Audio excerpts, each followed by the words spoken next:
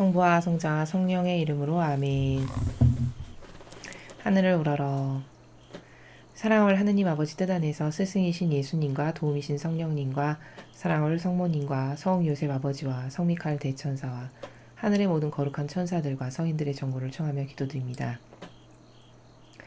오늘도 아버지께 마땅히 드려야 될 그 많은 감사와 찬미와 영광과 음순과 존경과 사랑, 그리고 아버지만이 받으셔야 될 권리, 이것을 인류의 종교 지도자들이 똑바로 드리지 못하여 또 매일같이 배은망덕과 모욕과 역겨움으로 오히려 너는 나를 몰랐던 것이 낫다에 해당하리만큼 그 모든 사욕과 욕망으로 쓴물을 끊임없이 예수님 어머니께 바쳐드리는 이 모든 죄악을 저희 사명이 배상과 보속드리기를 갈망하는 마음과 정신의 나라에서 그 모든 죄악을 끌어안아 배상과 보속을 드리오니 예수님 어머니 성심을 통하여 아버지 너그러이 받아주시옵소서. 또한 예수님 어머니께 정말 간곡히 청원드립니다. 이 나라를 살려주시옵소서. 이 나라는 아버지께 지난 이 나라가 생긴 그 순간부터 오늘날에 이르기까지 올바르게 아버지께 감사를 바른 방향으로 드린 적이 거의 없습니다. 그저 지도자라고 하는 영혼들은 사욕과 욕망으로 자신의 안위를 채우기 바쁘고 나라의 그리고 국민의 그 모든 것을 돌보고 걱정하기보다는 어떻게 하면 하나라도 자기에게 더 이익이 되고 집권하는 동안에 뽑아먹을까라는 것에 혈안이 된 마귀와 도둑과 강도로 가득한 나라가 되었습니다. 그러나 아브라함이 의인 10명만 있어도 살려주십사고 간구하였던 그 정신의 나라에서 저희 사명도 예수님과 어머니 하나 되신 성심을 통해 이 나라가 아버지께 올바르게 드리지 못한 모든 반향들을 그리고 감사와 찬미와 영광과 사랑을 저희 사명이 저희들이 옳은 의지로 예수님과 어머니의 정신세계에서 아버지께 부족함 없이 차고 넘치도록 드리기를 갈망하오니 저희의 뜻 마시고 예수님 어머니의 정신세계를 통하여 아버지께 바쳐드리는 이 모든 것을 너그러이 받아주시어 부디 용서하여 주시옵기를 간절한 갈망으로 초원드립니다. 또한 이 나라에 기승하는 모든 마귀를 위대하신 어머니의 완덕의 발 아래 그리고 마귀들이 무서워한다는 요셉 성인의 발 아래 끊임없이 매 초마다 순간마다 계속 뽑아서 봉헌을 드립니다. 저의 눈 깜빡임과 심장 고동소리와 들숨날숨의 그 순간순간마다 끊임없이 이 나라에 기승하는 모든 마귀를 뿌리째 캐내고 뽑아내어 어머니 발 아래 요셉 성인의 발 아래 봉헌드리오니 완전히 패망시키고 멸망시키고 숨통을 끊어놓으시어 이제 이 나라를 아버지 맘에 드시는 선의 세력이 주도권을 잡고 주도적인 리더의 세력들이 될 수 있도록 예수님 어머니 축복하여 주옵소서. 간절한 갈망으로 청원드립니다. 이 모든 기도 우리 주 그리스도를 통하여 비나이다. 아멘. 성부와 성자와 성령의 이름으로 아멘. 안녕하십니까. 하느님의 뜻 선교의 윤피아 수녀입니다. 오늘도 성경 말씀을 통해서 하느님 아버지께서 그리고 예수님 어머니께서 우리에게 가르쳐 주시는 정신세계의 나라, 신적 질서의 나라, 진리의 나라, 참된 진실과 사실의 나라를 여러분과 함께 학습하도록 하겠습니다. 2020년 9월 21일 월요일입니다. 제1독서 사도 바로의 에페소서 4장 1절에서 7절, 11절에서 13절까지의 말씀입니다.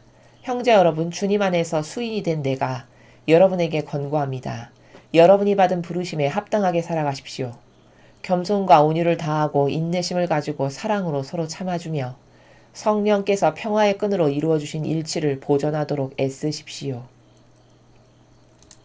하느님께서 여러분을 부르실 때 하나의 희망을 주신 것처럼 그리스도의 몸도 하나이고 성령도 한 분이십니다. 주님도 한 분이시고 믿음도 하나이며 세례도 하나이고 만물의 아버지신 하느님도 한 분이십니다. 그분은 만물 위에 만물을 통하여 만물 안에 계십니다. 그러나 그리스도께서 나누어 주시는 은혜의 양에 따라 우리는 저마다 은총을 받았습니다. 그분께서 어떤 이들은 사도로, 어떤 이들은 예언자로, 어떤 이들은 복음 선포자로, 어떤 이들은 목자나 교사로 세워주셨습니다. 성도들이 직무를 수행하고 그리스도의 몸을 성장시키는 일을 하도록 그들을 준비시키려는 것이었습니다. 그리하여 우리가 모두 하느님의 아드님에 대한 믿음과 지식에서 일치를 이루고 성숙한 사람이 되며 그리스도의 충만한 경지에 다다르게 됩니다. 주님의 말씀입니다. 하느님 감사합니다.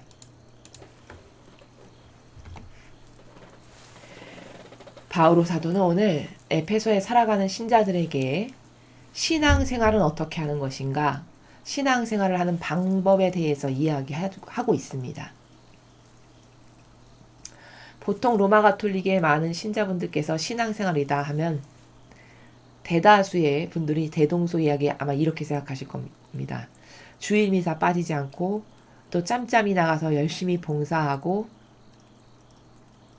그리고 성당에서 하는 행사에 때때마다 꼬박꼬박 잘 참여하고 그리고 성당에서 뭐 하라고 하면 순종하는 마음으로 예 하고 이렇게 하는, 이게 그냥 신앙생활이다 하면 보통 이런 범주에서 생각하실 것입니다. 그러나 제가 다른 강의에서도 말씀드렸듯이 이렇게 봉사를 하고 희생을 하는 것이 나쁘다는 것이 아니라 정신이 먼저 예수님과 어머니와 하나 되려는 정신, 또 옳은 것이 뭔가, 옳은 가치관이 과연 진리가 뭔가 라고 하는 올바른 정신 가운데에서 나의 행위가 그 가치를 알고 무엇을 행하는 것과 인간이 짜놓은 제도와 전통에 아무것도 모르고 그냥 시키니까 하라고 하니까 에이 순종하는 게 좋은 거지 라는 마음으로 하는 것은 하늘과 땅만큼 차이가 나는 것이고 다른 것입니다. 어찌 보면 여러분의 순박하고 순수한 하느님께 잘해드리는 것이, 교회에 잘하는 게 하느님께 잘해드리는 것이지, 이런 마음과 정서를 악용한다라고 볼 수 있습니다. 마귀가. 그러나 여러분 다시 한번 말씀드리지만 행사나 참여하고 예수님의 정신과 가르침과 모범과 카리스마로 살지도 않는데, 그렇게 해서 주님의 일꾼도 아닌데 마귀로 가득한 사고방식으로 살면서 그가 말하는 것에 순종으로 하는 것은 여러분 엄밀히 말하면 예수님과 어머니께 순종하시는 것이 아닙니다. 그 안에 살아가는 마귀에게 순종하는 것입니다. 이 차이를 반드시 아셔야 됩니다. 순종은 좋은 것이되 누구에게 순종하는가, 어떤 정신에 순종하는가는 엄청 중요한 겁니다. 왜냐? 순종은 마귀에게도 할 수 있는 것이죠. 그러나 마귀에게 순종을 하면 어떻게 되겠습니까? 나의 영혼이 지옥 가기에 딱 좋게 되겠죠. 왜냐? 성경에서 보면 그 가나안 땅에 들어갈 때 그 10명의 12명인가요? 정탐꾼을 보내죠. 근데 나머지 10개의 지파에서 간 사람들은 다 하나같이 반대했습니다. 저기 가면 우린 죽는다고. 저기 엄청 강한 민족이 살고 우리보다 키가 엄청 크고 다 이런 사람들이 저기 지배하고 사는데 우리가 어떻게 이기겠냐 이러면서 인간적 이유를 대면서 다 반대했죠. 여호수아와 여분네 아들 갈렙만 빼고. 근데 이 둘은 언제 우리 힘으로 왔냐, 하느님이 만들어서 여태까지 하느님께 순종해서 온 것이지 이번에도 순종하면 될 일이다, 이렇게 주장했습니다. 근데 어리석은 백성들은 이 10명의 말을 들었고 소수만 이 2명의 말을 들었어요. 근데 무서운 건 뭐냐, 여러분이 생각하셨을 때 지도자에게 순종했는데 왜 죄지? 이렇게 생각하실 겁니다. 그것은 로마 가톨릭이 여러분을 여태 속인 거예요. 누구에게 순종했는가가 중요한 것이지 무조건 순종해야 된다? 이것은 가치 기준이 없는 가운데 마귀에게도 순종할 수 있는 것을 악용하는 겁니다. 그게 성경에 나와 있습니다. 저의 말이 아니라. 그 성경에 결국 10명의 정탐꾼에게 동조하고 협력하고 하나 됐던, 우린 저기 가면 죽는다라고 했는데 그 말에 동조하고 협력했던 모든 이스라엘 백성이 40년을 광야에서 떠돌면서 광야에서 다 죽었습니다. 하느님이 죽이신 겁니다. 왜냐? 나쁜 것에 동조하고 협력하고 하나 됐으니까요. 즉 하느님을 거스르는 10명의 사람과 하나 되고 동조하고 협력해서 다 죽여버리신 겁니다. 그리고 가나안 땅에는 정작 누구만 들어갔냐?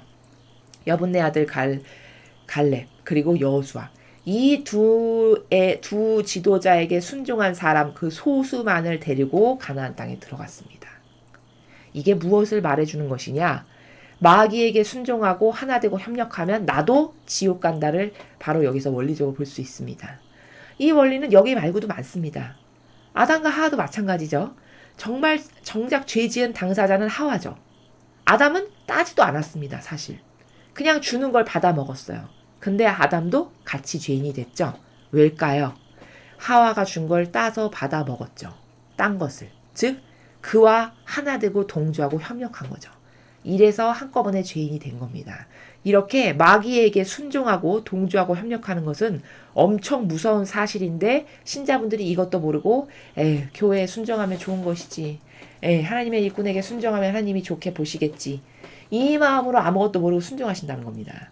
순종은 좋은 것이되 여러분이 순종하려고 하는 그 일꾼이 진짜 예수님과 어머니의 정신세계를 닮았는가, 두 분의 정신과 가르침과 모범과 카리스마로 맺은 열매가 있는가를 반드시 보시고 진짜 하느님의 일꾼이거든 그때 순종하셔야 됩니다. 하느님께 순종하는 마음으로. 그러면 그 순종의 값이 있겠으나 여러분이 마귀인데도 모르고 마귀에게 하나 되고 동조하고 협력한다. 그럼 마귀에게 하나 된 값을 아버지는 반드시 물으신다는 겁니다. 이래서 아무에게나 순종하면 큰일 난다는 것을 말씀드리는 겁니다. 이렇게 신앙생활이라는 것은 바오로 사도가 얘기하는 것처럼 본질의 나라를 사는 겁니다. 여기 뭐 행사 다니십시오. 성당에서 이런 거 무슨 행사할 때 가서 봉사하십시오. 이런 말 없죠. 다 정신을 가르쳐주고 있습니다. 겸손과 온유를 다하고 이거 정신세계죠.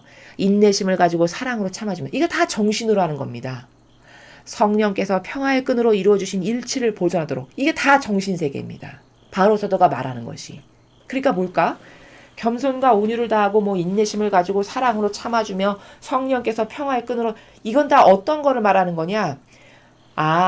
이렇게 살면 예수님과 어머니께서 기뻐하실 거야 라고 생각되는 나라. 그 나라를 바오로 사도가 에페소에 살아가는 신자들에게 가르쳐주고 있죠. 겸손과 온유를 다하고. 왜? 예수님이 겸손하시고 온유하셨으니까요. 인내심을 가지고 사랑으로 참아주며. 왜? 예수님과 성모님께서 부족한 죄인들을 사랑으로 참아주고 받아주셨으니까요. 그러니까 나도 그렇게 해야 된다는 거죠. 성령께서 평화의 끈으로 이루어주신 일치를 보존하도록 있으십시오. 여러분, 일치를 깨는 게 마귀의 수법입니다. 성령 하느님은 하나 되라고 하시고 아버지 뜻 안에서 하나 되라 하시고 마귀는 분열하고 가르고 계속 찢고 나누게 합니다. 그러니까 일치를 보존하라. 성령께서 평화의 끈으로 주신 이건 뭘까? 하느님 뜻 안에서. 하느님의 뜻 안에서 그 하느님의 뜻을 받아들이는 자녀들. 그래서 그런 사람들끼리는 서로 하나 되고 일치되라 라고 가르쳐 주시는 것이죠. 하느님께서 여러분을 부르실 때 하나의 희망을 주신 것처럼 그리스도 몸도 하나고 성령도 한 분이십니다.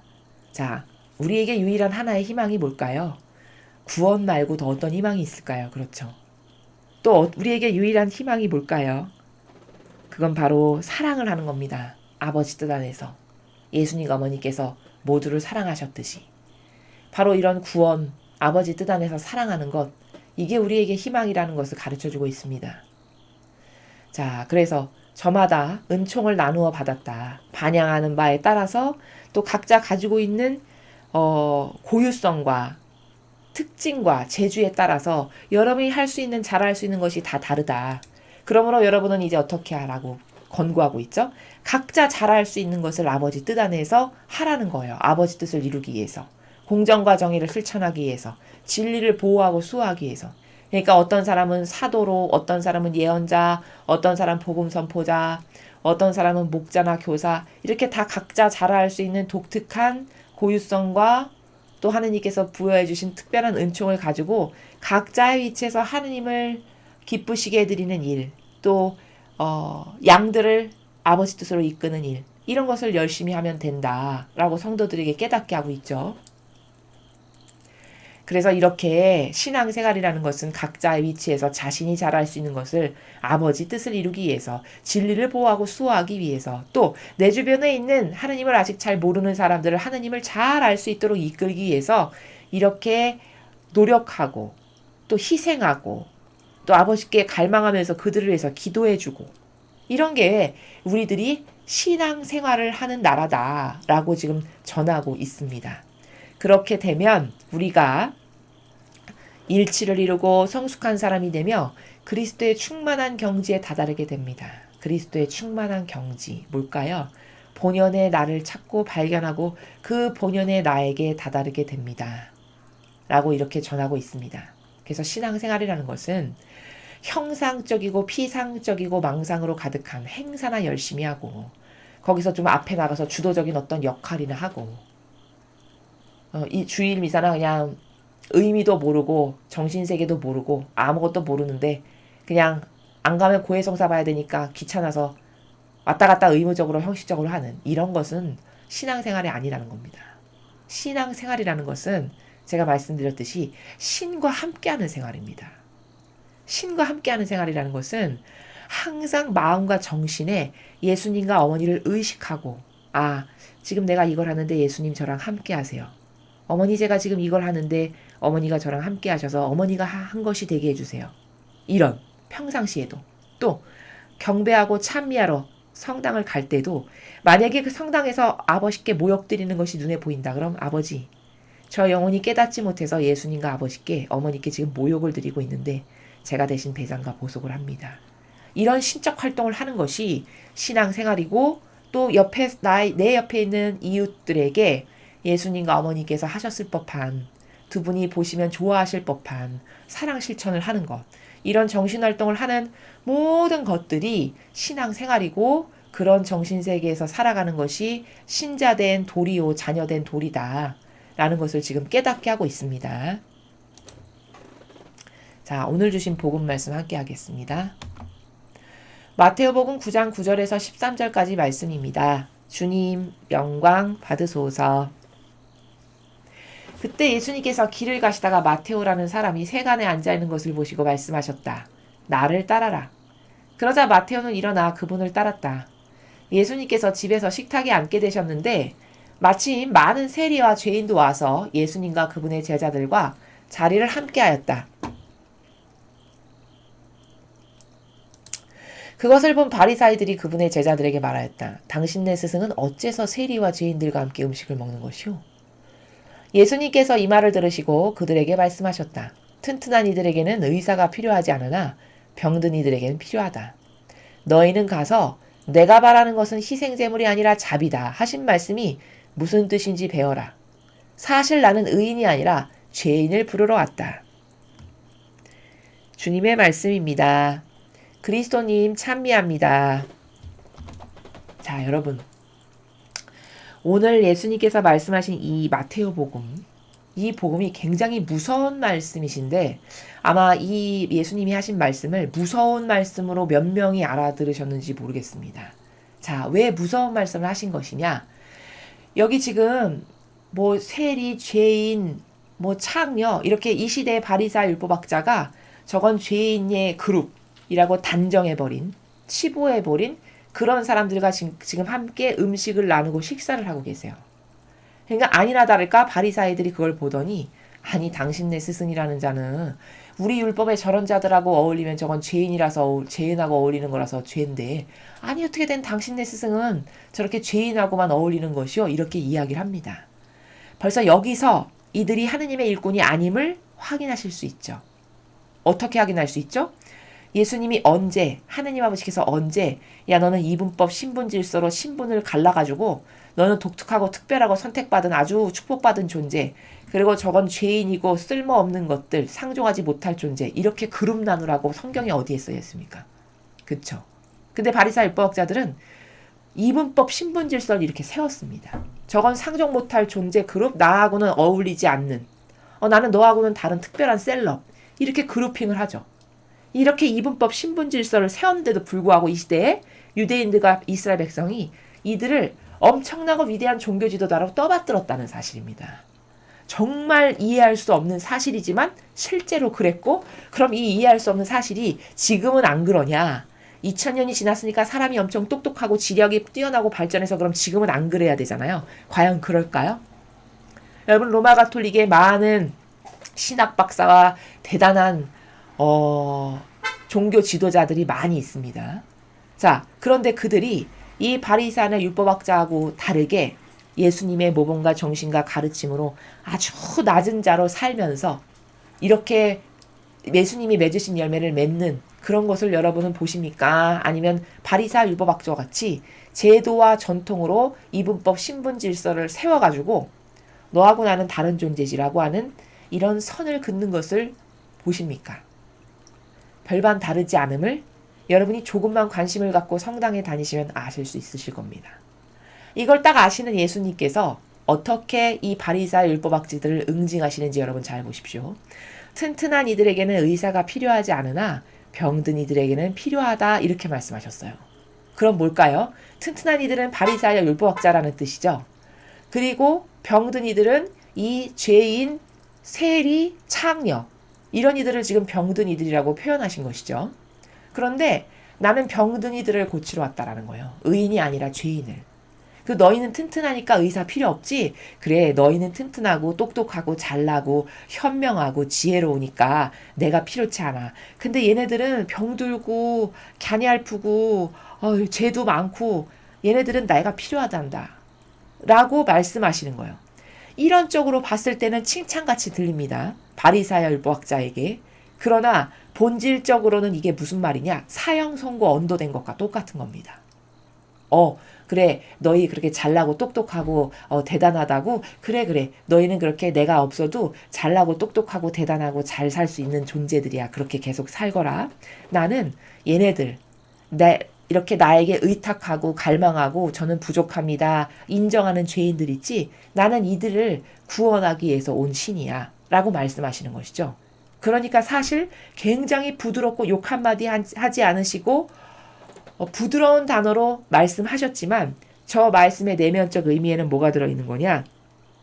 사형 선고를 언도한 겁니다. 그래, 너희에게는 나의 구원의 자비가 필요 없다. 선을 그으시는 거죠.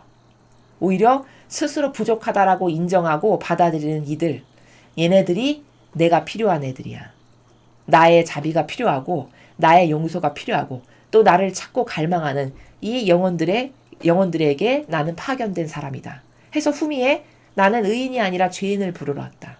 이런 죄인, 스스로 죄인이라고 인정하고 저는 주님의 자비가 필요합니다라고 의탁하고 갈망하는 이들을 나는 용서해주고 이들을 회개하면 뉘우치면 받아들여주고 이들이 아프면 고쳐주는 그런 메시아여 그리스도로 왔단다 라고 말씀하시는 겁니다. 그러니까 문을 닫아버리신 거예요. 바리새인 율법학자에게. 그래, 너희는 잘났다고? 필요 없다고? 그래. 그럼 그렇게 살거라.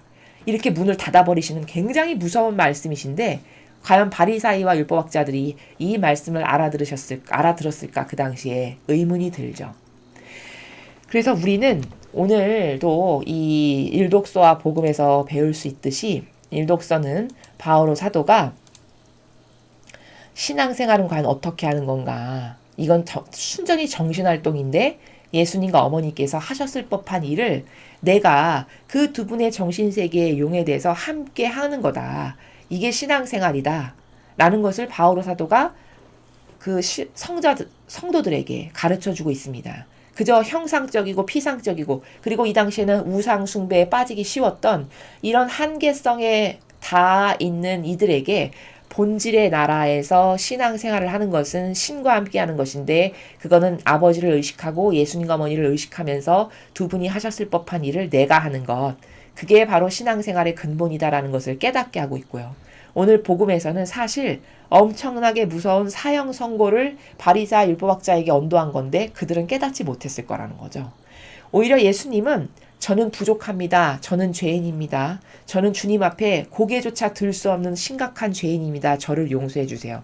이 죄인의 그 죄가 더 향기롭다라고 말씀하십니다. 고개 빳빳이 들고 나는 부족한 것이 없고 뭐 11조 하고 뭐 하고 다 잘하고 그런 것은 제가 지금까지 다 지켰습니다. 라고 말하는 바로 이런 바리새인 율법학자. 게다가 그것보다 더 괘씸한 건 뭐죠? 사람을 속여서 자기에게 다가온 양들의 양젖을 짜고 그래서 자기가 먹고 양의 가죽을 벗겨서 옷을 해입으면서 영화롭게 살면서 수많은 존귀와 영광과 영예를 받으면서 그러면서 하느님의 일을 엄청 열심히 하는 일꾼인 것처럼 모두를 속이는 근데 정작 속을 까서 보니까 뭘까요? 오늘 이야기한 것처럼 이분법 신분질서로 딱 자기네 제도와 전통을 만들어가지고 나는 너하고는 다른 존재야. 어디 너하고 나하고 같이 껴. 이런 아우라를 풍기고 이런 나라의 잣대에서 남을 무시하고 깔보는 이런 바리새인 율법학자에게 너희들에겐 내가 합당치 않다. 나의 자비가 나의 구원이 너희에겐 합당치 않다라고 선을 그으시는 이 나라를 여러분이 오늘 확인하신 겁니다. 이렇게 하느님의 사랑은 엄밀하게 다 구획이 나누어져 있고 반향과 또 살아가는 정신의 나라에 따라서 주시는 사랑, 심지어 닫아버리는 이런 경계까지도 있으시다라는 것을 오늘 확인할 수 있습니다. 그런데 이것도 모르고 하느님은 사랑이시니까 모두를 받아들이고 사랑하고 끌어안아야지. 이건 정말 이런 예수님의 정신과는 정반대되는 마귀의 사고방식이라는 것을 여러분이 다시 한번 깨달으시고 어떤 게 경계인가, 신적 질서의 경계의 나라인가를 잘 인식하셔서 분별하시는데 속지 않는, 더 이상 속아 넘어가지 않는 여러분이 되시기를 저 또한 갈망으로 여러분께 기도하며 또 여러분께 부탁을 드립니다. 이상으로 2020년 9월 21일 월요일 복음 해설을 마치겠습니다. 감사합니다.